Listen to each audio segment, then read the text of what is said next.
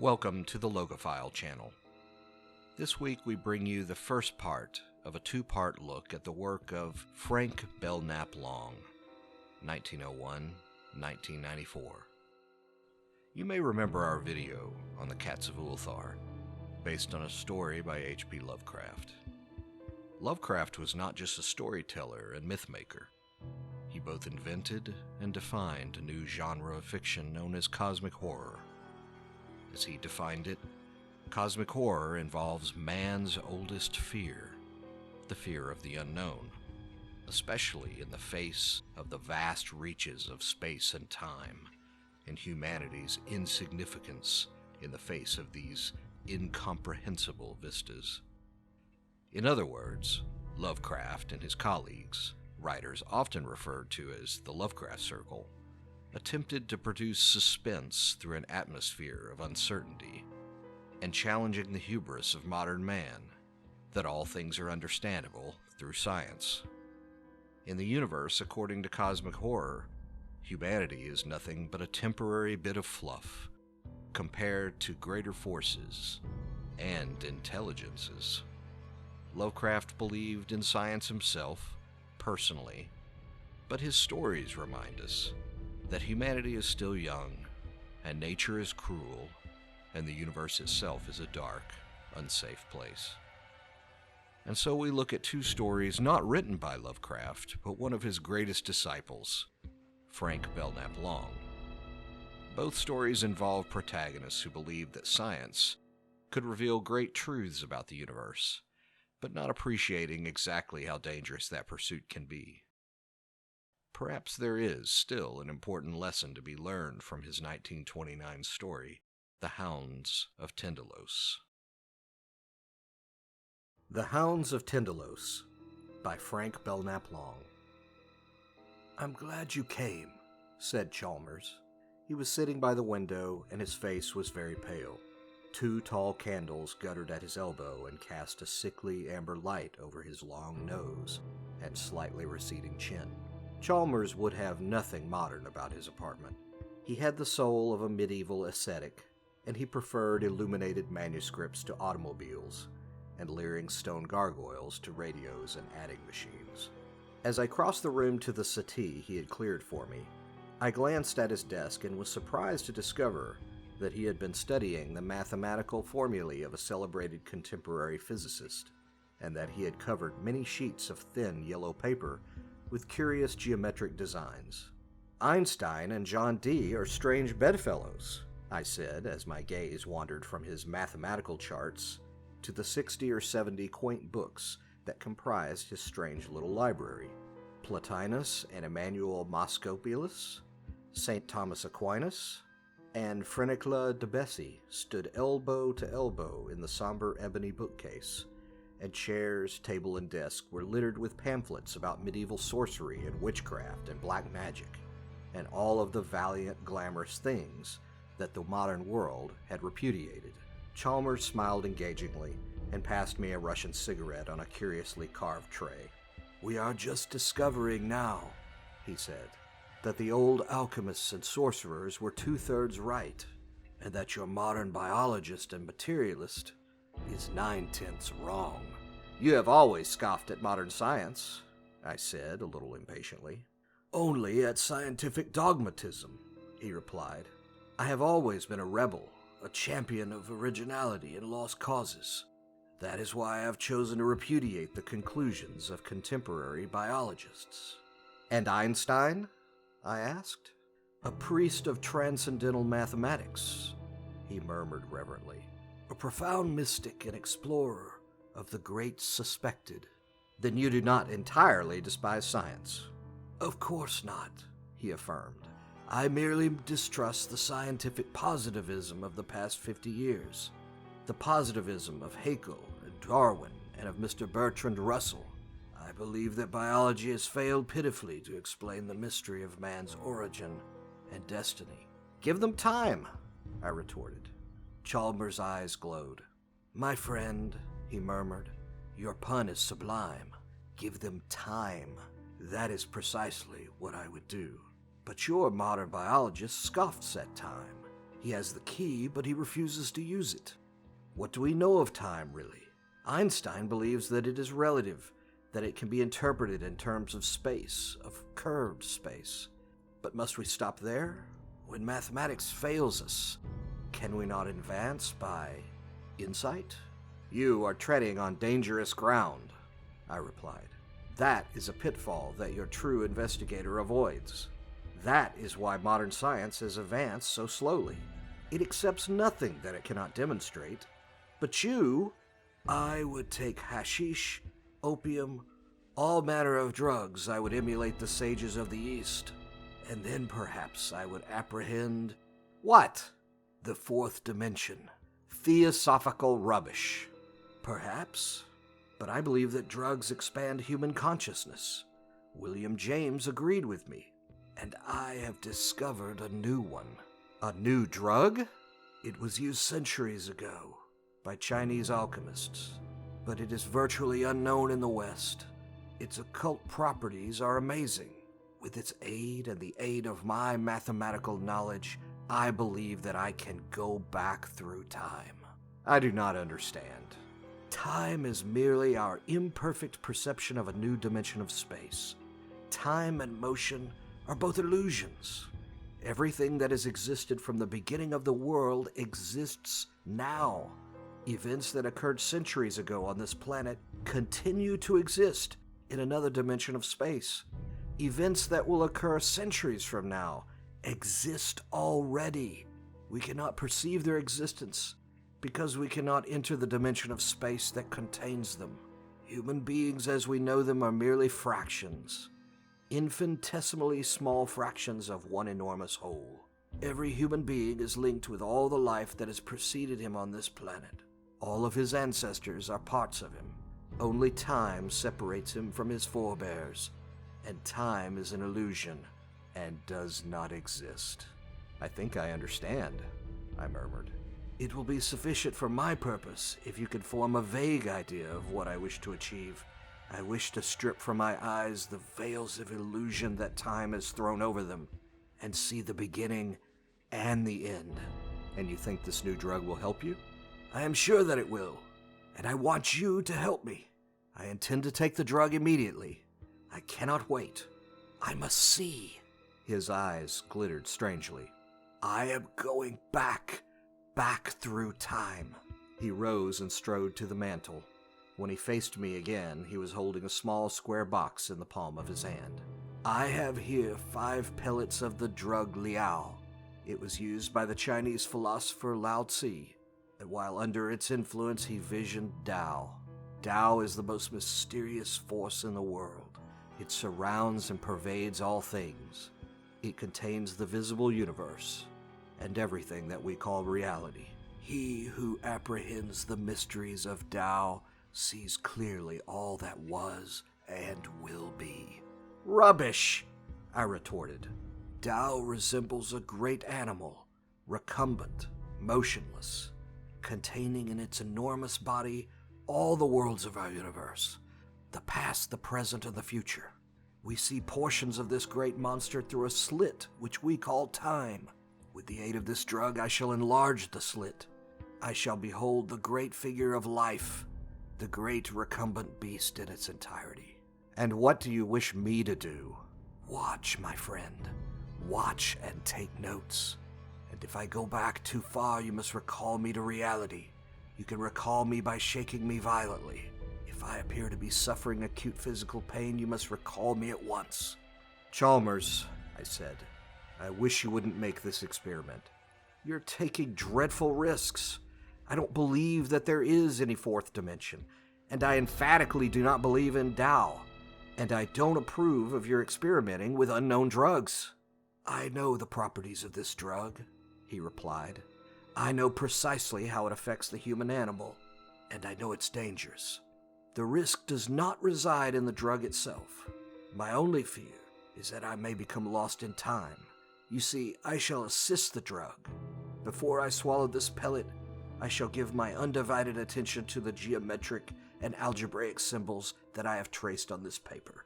He raised the mathematical chart that rested on his knee. I shall prepare my mind for an excursion into time. I shall approach the fourth dimension with my conscious mind before I take the drug, which will enable me to exercise occult powers of perception. Before I enter the dream world of the Eastern mystics, I shall acquire all the mathematical help that modern science can offer. This mathematical knowledge, this conscious approach to an actual apprehension of the fourth dimension of time, will supplement the work of the drug. The drug will open up stupendous new vistas. The mathematical preparation will enable me to grasp them intellectually. I have often grasped the fourth dimension in dreams, emotionally, intuitively, but I have never been able to recall, in waking life, the occult splendors that were momentarily revealed to me. But with your aid, I believe that I can recall them. You will take down everything that I say under the influence of the drug. No matter how strange or incoherent my speech may become, you will omit nothing. When I awake, I may be able to supply the key to whatever is mysterious or incredible. I am not sure that I shall succeed. But if I do succeed, his eyes were strangely luminous, time will exist for me no longer. He sat down abruptly. I shall make the experiment at once. Please stand over there by the window and watch. Have you a fountain pen? I nodded gloomily and removed a pale green Waterman from my upper vest pocket. And a pad, Frank? I groaned and produced a memorandum book. I emphatically disapprove of this experiment, I muttered. You're taking a frightful risk. Don't be an asinine old woman, he admonished. Nothing you can say will induce me to stop now. I entreat you to remain silent while I study these charts. He raised the charts and studied them intently.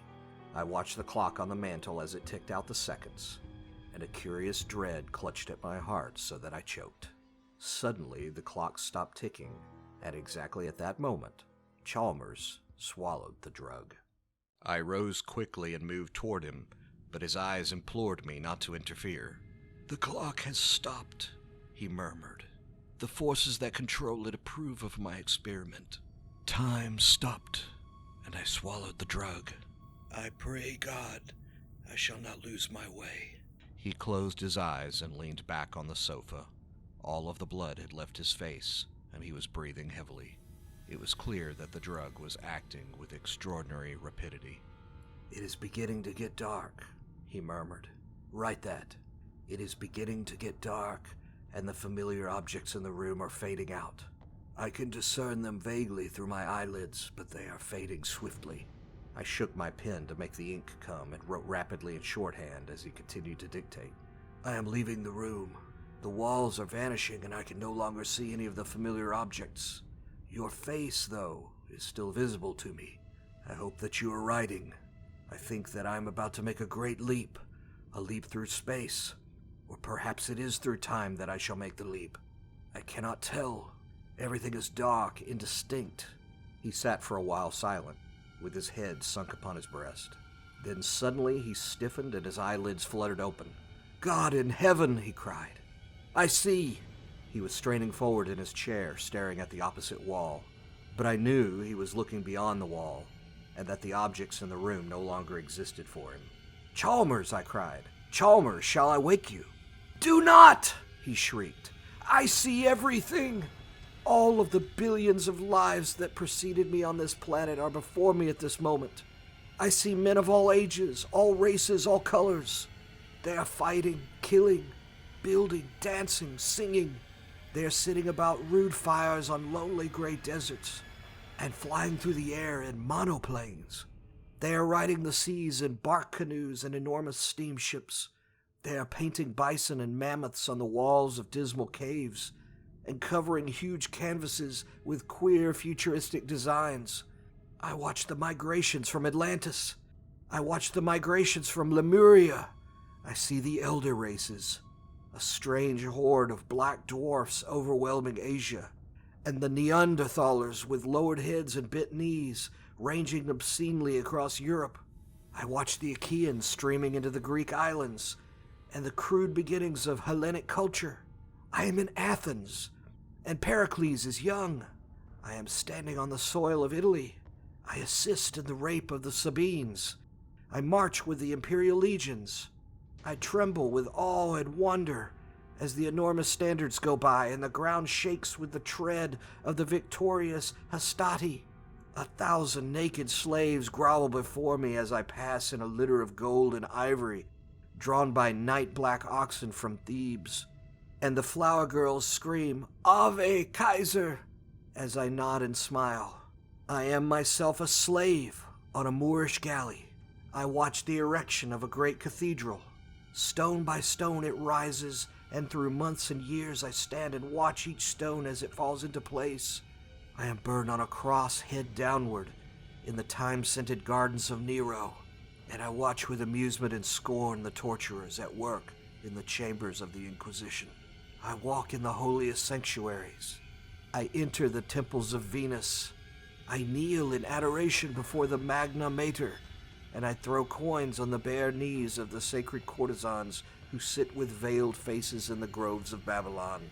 I creep into an Elizabethan theater, and with the stinking rabble about me, I applaud the Merchant of Venice.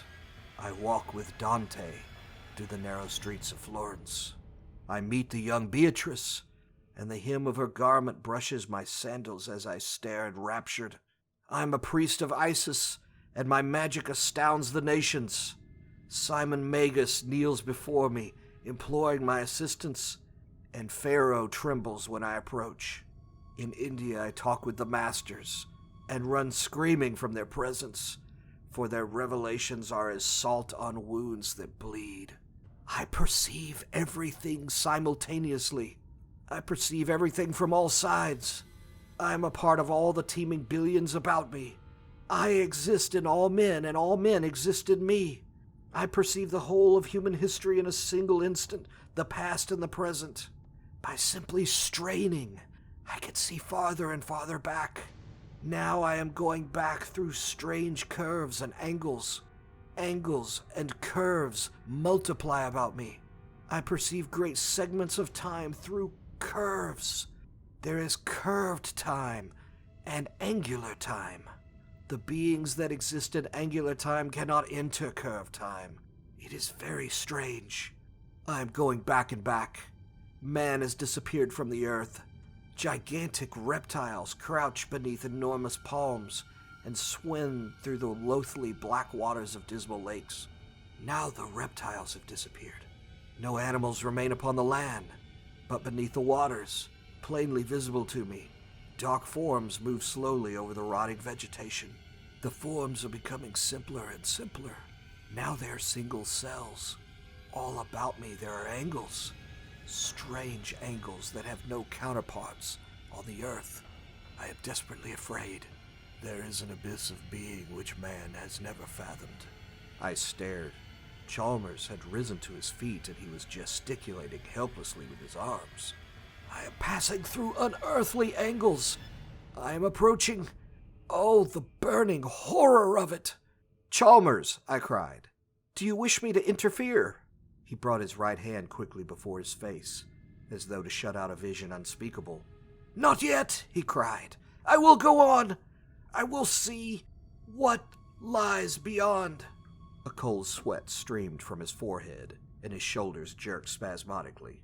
"Beyond life, there are..." His face grew ashen with terror. "Things that I cannot distinguish. They move slowly through angles. They have no bodies, and they move slowly through outrageous angles." It was then that I became aware of the odor in the room. It was a pungent, indescribable odor, so nauseous that I could scarcely endure it. I stepped quickly to the window and threw it open. When I returned to Chalmers and looked into his eyes, I nearly fainted. "I think they have scented me," he shrieked. "They are slowly turning toward me." He was trembling horribly. For a moment he clawed at the air with his hands. Then his legs gave way beneath him and he fell forward on his face, slobbering and moaning. I watched him in silence as he dragged himself across the floor. He was no longer a man. His teeth were bared and saliva dripped from the corners of his mouth. "Chalmers!" I cried. "Chalmers, stop it! Stop it! Do you hear?" As if in reply to my appeal, he commenced to utter hoarse, convulsive sounds which resembled nothing so much as the barking of a dog. and began a sort of hideous writhing in a circle about the room. I bent and seized him by the shoulders. Violently, desperately, I shook him. He turned his head and snapped at my wrist. I was sick with horror, but I dare not release him for fear that he would destroy himself in a paroxysm of rage. "Chalmers," I muttered, "you must stop that. There is nothing in this room that can harm you. Do you understand?" I continued to shake and admonish him, and gradually the madness died out of his face. Shivering convulsively, he crumpled into a grotesque heap on the Chinese rug. I carried him to the sofa and deposited him upon it. His features were twisted in pain, and I knew that he was still struggling dumbly to escape from abominable memories. "Whiskey," he muttered. "You'll find a flask in the cabinet by the window, upper left-hand drawer." When I handed him the flask, his fingers tightened about it until the knuckles showed blue. "They nearly got me," he gasped. He drained the stimulant in immoderate gulps, and gradually the color crept back into his face. "That drug was the very devil," I murmured. "It wasn't the drug," he moaned. His eyes no longer glared insanely, but he still wore the look of a lost soul. "They scented me in time," he moaned. "I went too far." "What were they like?" I said, to humor him. He leaned forward and gripped my arm. He was shivering horribly. "No words in our language can describe them," he spoke in a hoarse whisper. "They are symbolized vaguely in the myth of the fall, and in an obscene form which is occasionally found engraved on ancient tablets. The Greeks had a name for them, which veiled their essential foulness. The tree, the snake, and the apple. These are the vague symbols of a most awful mystery." His voice had risen to a scream. "Frank! Frank, a terrible and unspeakable deed was done in the beginning, before time. The deed! And from the deed..." He had risen and was hysterically pacing the room. "The seeds of the deed move through angles in dim recesses of time. They are hungry and athirst." "Chalmers," I pleaded to quiet him. "We are living in the 3rd decade of the 20th century." "They are lean and athirst," he shrieked. "The Hounds of Tindalos!" "Chalmers, shall I phone for a physician?" "A physician cannot help me now. They're the horrors of the soul. And yet," he hid his face in his hands and groaned, "they are real, Frank. I saw them for a ghastly moment. For a moment I stood on the other side. I stood on the pale gray shores, beyond time and space, in an awful light that was not light, in a silence that shrieked. I saw them. All the evil in the universe was concentrated in their lean, hungry bodies. Or had they bodies? I saw them only for a moment. I cannot be certain, but I heard them breathe. Indescribably, for a moment, I felt their breath upon my face. They turned toward me, and I fled screaming. In a single moment, I fled screaming through time. I fled down quintillions of years. But they scented me. Men awaken them cosmic hungers. We have escaped momentarily from the foulness that rings them round. They thirst for that in us, which is clean, which emerged from the deed without stain. There is a part of us which did not partake in the deed, and that they hate. But do not imagine that they are literally, prosaically evil. They are beyond good and evil as we know it. They are that which in the beginning fell away from cleanliness. Through the deed they became bodies of death, receptacles of all foulness. But they are not evil in our sense, because in the spheres through which they move there is no thought, no morals, no right or wrong as we understand it. There is merely the pure and the foul. The foul expresses itself through angles, the pure through curves. Man, the pure part of him, is descended from a curve. Do not laugh. I mean that literally. I rose and searched for my hat. "I'm dreadfully sorry for you, Chalmers," I said as I walked toward the door. "But I don't intend to stay and listen to such gibberish. I'll send my physician to see you. He's an elderly, kindly chap, and he won't be offended if you tell him to go to the devil. But I hope you'll respect his advice. A week's rest in a good sanitarium should benefit you immeasurably." I heard him laughing as I descended the stairs. but his laughter was so utterly mirthless that it moved me to tears. Part 2. When Chalmers phoned the following morning, my first impulse was to hang up the receiver immediately. His request was so unusual, and his voice was so wildly hysterical, that I feared any further association with him would result in the impairment of my own sanity. But I could not doubt the genuineness of his misery, and when he broke down completely, and I heard him sobbing over the wire, I decided to comply with his request. "Very well," I said. "I will come over immediately and bring the plaster." En route to Chalmers' home, I stopped at a hardware store and purchased 20 pounds of plaster of Paris. When I entered my friend's room, he was crouching by the window, watching the opposite wall, out of eyes that were feverish with fright. When he saw me, he rose and seized the parcel containing the plaster, with an avidity that amazed and horrified me. He had extruded all of the furniture, and the room presented a desolate appearance. "It is just conceivable that we can thwart them," he exclaimed. "But we must work rapidly. Frank, there is a stepladder in the hall. Bring it here immediately, and then fetch a pail of water." "What for?" I murmured. He turned sharply, and there was a rush on his face. "To mix the plaster, you fool," he cried. "To mix the plaster that will save our bodies and souls from a contamination unmentionable.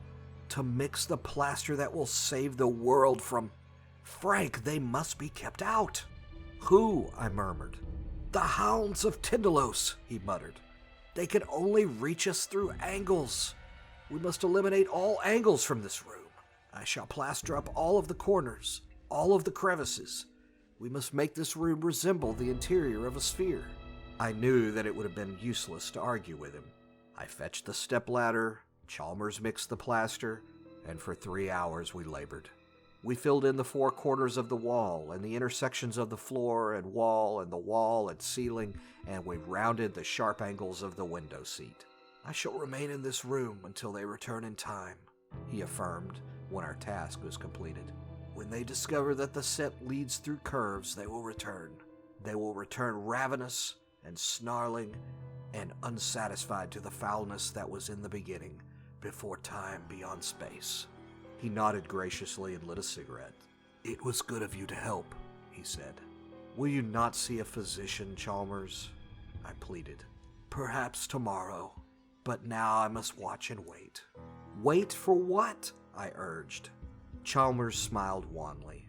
"I know that you think me insane," he said. "You have a shrewd but prosaic mind, and you cannot conceive of an entity that does not depend for its existence on force and matter. But did it ever occur to you, my friend, that force and matter are merely the barriers to perception imposed by time and space? When one knows, as I do, that time and space are identical, and that they are both deceptive because they are merely imperfect manifestations of a higher reality, one no longer seeks in the visible world for an explanation of the mystery and terror of being." I rose and walked toward the door. "Forgive me," he cried. "I did not mean to offend you. You have a superlative intellect. But I have a superhuman one. It is only natural that I should be aware of your limitations." "Phone me if you need me," I said, and descended the stairs 2 steps at a time. "I'll send my physician over at once," I muttered to myself. "He's a hopeless maniac, and heaven knows what will happen if someone doesn't take charge of him immediately." Part 3. The following is a condensation of 2 announcements which appeared in the Partridgeville Gazette for July 5, 1928. Earthquake shakes financial district. At 2 o'clock this morning, an earth tremor of unusual severity broke several plate glass windows in Central Square and completely disorganized the electric and street railway systems.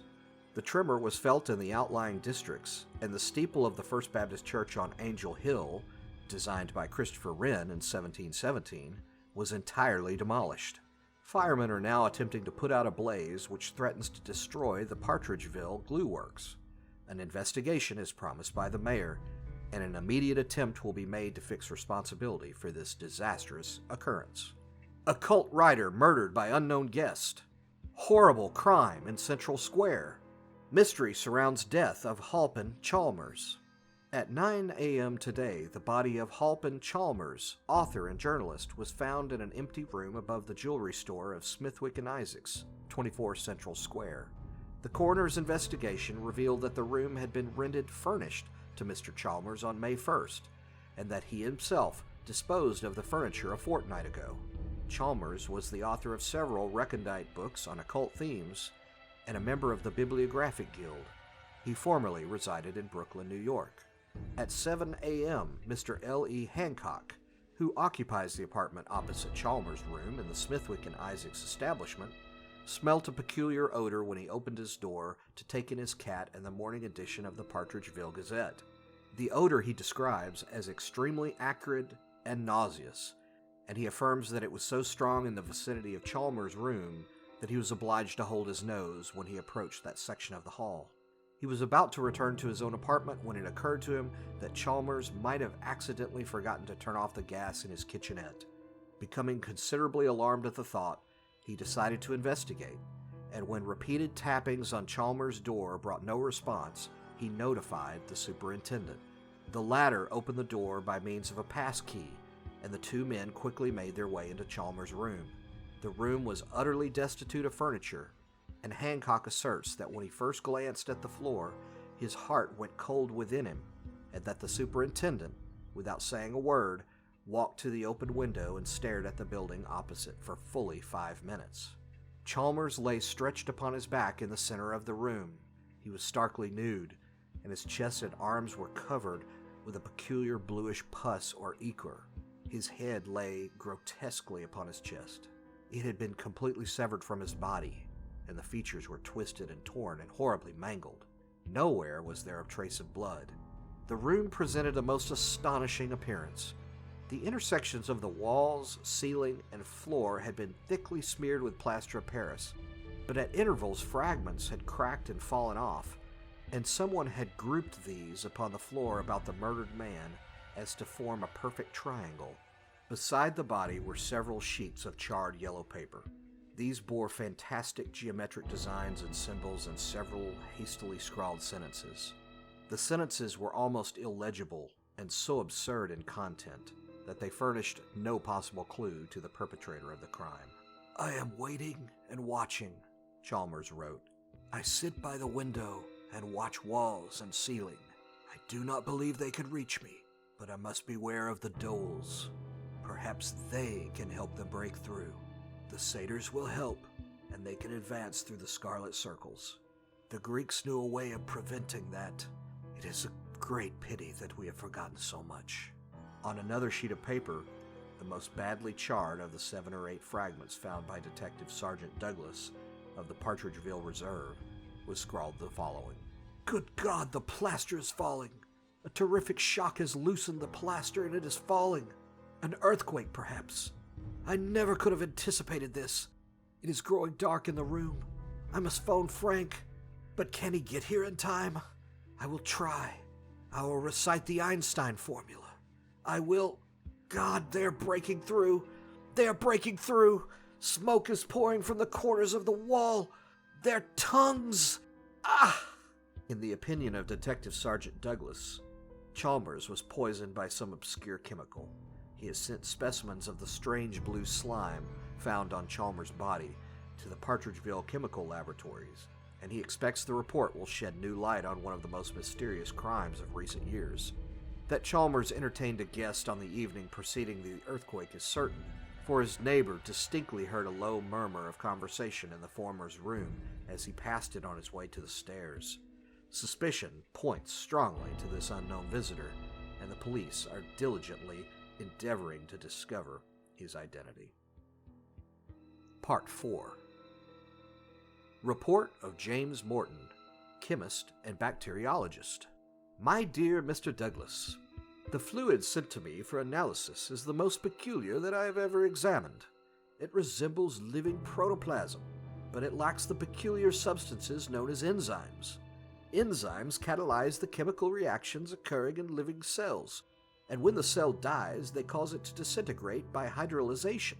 Without enzymes, protoplasm should possess enduring vitality, i.e., immortality. Enzymes are the negative components, so to speak, of unicellular organism, which is the basis for all life. That living matter can exist without enzymes, biologists emphatically deny. And yet the substance that you have sent me is alive, and it lacks these indispensable bodies. Good God, sir, do you realize what astounding new vistas this opens up? Part 5. Excerpt from The Secret Watchers, by the late Halpin Chalmers. What if, parallel to the life we know, there is another life that does not die, which lacks the elements that destroy our life? Perhaps in another dimension, there is a different force from that which generates our life. Perhaps this force emits energy, or something similar to energy, which passes from the unknown dimension where it is, and creates a new form of cell life in our dimension. No one knows that such new cell life does exist in our dimension. Ah, but I have seen its manifestations. I have talked with them. In my room at night, I have talked with the Doels, and in dreams I have seen their maker. I have stood on the dim shore, beyond time and matter, and seen it. It moves through strange curves and outrageous angles. Someday, I shall travel in time and meet it face to face.